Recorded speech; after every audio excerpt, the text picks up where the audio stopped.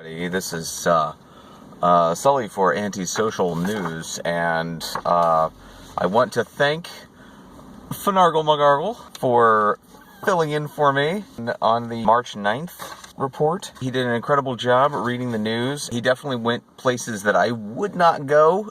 Definitely engaged in some gallows humor that was impressive.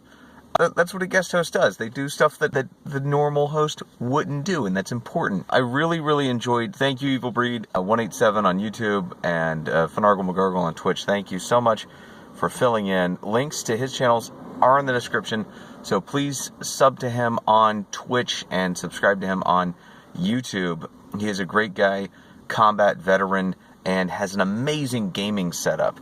You're going to want to watch him play Far Cry.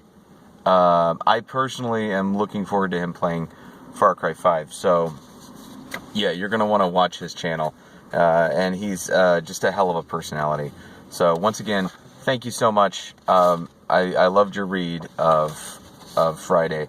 Now, for Monday, still catching up here. Monday, March the 12th, 2018. 5 die and 4 others injured in Cagayan de Oro fire. So, Manila Times reporting on this one. This is another one of those it's not always murder, it's not always conflict stories. Once again, 2 in a row. This one's out of Times of India. It's a U.S. story. 2 killed, 3 critically injured in New York City helicopter crash. And police investigate fresh anti-Muslim attack in Sri Lanka. Follow-up to Sri Lanka anti-Muslim violence. If you want to read any of these stories, I've been following the Sri Lanka anti-Muslim protests, so check those out. The last couple days reported, including the 7th, which I did in front of the White House after seeing Sabaton. That's where I first started covering the Sri Lanka violence against Muslims. So check those links out. I'll try to compile all of them in the description of this video. Now, to move on, we have amid little scrutiny, U.S. ramps up in Afghanistan. It's very interesting to see U.S. policy from an Indian perspective. So, Times of India reporting on that one in their South Asia section. There is a lot going on in Afghanistan. If you're not following that, Afghanistan is seeing a resurgence of Taliban activities and Islamic State. So a lot of the Al-Qaeda networks have been decimated. But Taliban, on the other hand, especially in the last 8 years, we started sort of treating Taliban as if they were just local bad guys. And even maybe not bad guys. Maybe they're just local folks trying to defend their land. And that was a media narrative that was pushed in America from CNN to Family Guy. That was the narrative to basically encourage Americans to think that way, to vote that way, and the entire time we had people in India and Pakistan screaming at us saying, no, the Taliban is not just a local group. They are connected to the remnants of Al-Qaeda, Islamic State, Lashkar-e-Taiba in India, and countless violent militias on the Pakistan-India border who are both terrorizing law-abiding citizens of Pakistan and India. And a victory for them is a victory for all of them. Bad guys all throughout South Asia.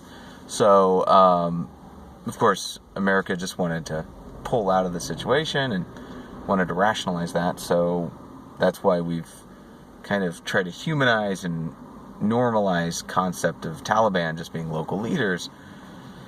But they are bad guys.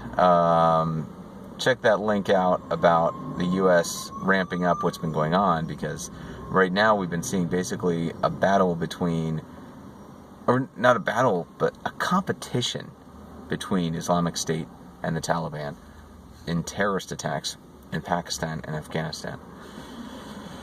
Okay, 4 arrested after protest at Iranian embassy in London. You know, I've covered some of the convoluted Iranian politics. Maybe it's just sort of a free speech issue. I don't know. You can read the story and see what you want to think of it. Ynet News reporting on that one. Thank you. While being distracted by Russia, America didn't quite notice this. China makes historic move to allow Xi Jinping to rule indefinitely. Basically, this is Ynet News reporting on this too. I love this story because it's kind of what I've been saying about how America's been so distracted by the Russian stereotypes and the Russian conspiracy theories and that they've sort of let China, which is the main offender of hacking and organized intelligence breaches and state-sponsored intelligence breaches, they've let them off the hook almost entirely. And we've also kind of been so distracted by the Russia thing and this political masturbatory fantasy that the current administration colluded with Russia with espionage in order to get elected, and it's all going to come to a head with treason trials, and this administration is going to leave in shame.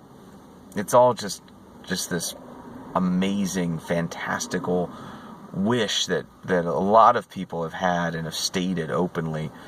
But truth is, China still remains to be our largest, most powerful intelligence,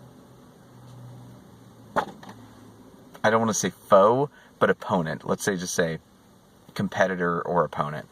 And we've been so distracted by Russia, which is probably 8th on the list of countries that hack us. With I think America, homegrown hackers, and even our own intelligence organizations hacking each other would be number 1, because, as always, Americans kill Americans more. Why wouldn't Americans hack Americans more? And then under that, China, and then the rest of our allies. England, Germany, Israel, Pakistan, India, and then around the bottom part you'd have I forgot South Korea. Then you would have people like North Korea and Russia and Iran. Iran's got some coups in there. They've got some shocking little jabs at our intel infrastructure. But nothing, I don't think anything that's gone unnoticed. And a lot of their stuff is very brick and mortar. Being distracted by Russia, we completely didn't notice Xi Jinping in China becoming potentially the most powerful man in the world. Because even though China is number 2 in economy, Xi Jinping doesn't have the checks and balances that an American president has. So that's scary. That's a scary situation. And I think people should notice this stuff. Anyway, moving on. Britain, Saudi Arabia call for Hezbollah disarmament. A-okay with me. Good job, fellas. Ynet News reporting on that. And then Taliban take district center in western Afghan province. Times of India reporting. Back to the Taliban competing with ISIS for being the biggest bad guys in the area. And that's it. That's it for Monday, March the 12th, 2018. This is Sully. Thank you, everyone, for tuning in, for watching Antisocial News. If you want to guest host, if you want to help me catch up and do one of the days that I'm missing, you can tell I'm a month behind. So you want to help me out, and you got a YouTube channel you want to plug, let's talk. Let's collab. Stay safe, everyone. Cheers. Hey, thanks for watching. Check out patreon.com/antisocialnews and consider becoming a patron. I do post Patreon exclusive video for my paid subscribers there. So check out the full Antisocial News experience.